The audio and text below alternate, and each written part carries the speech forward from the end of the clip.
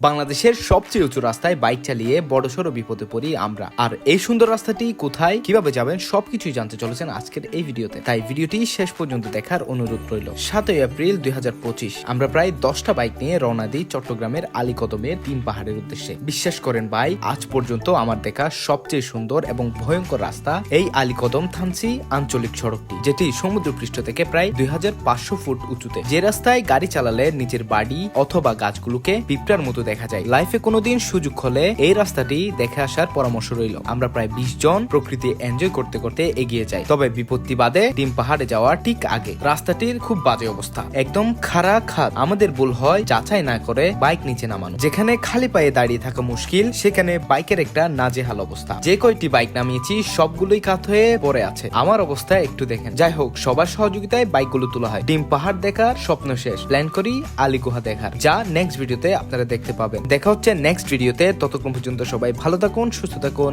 আল্লাহ হাফেজ।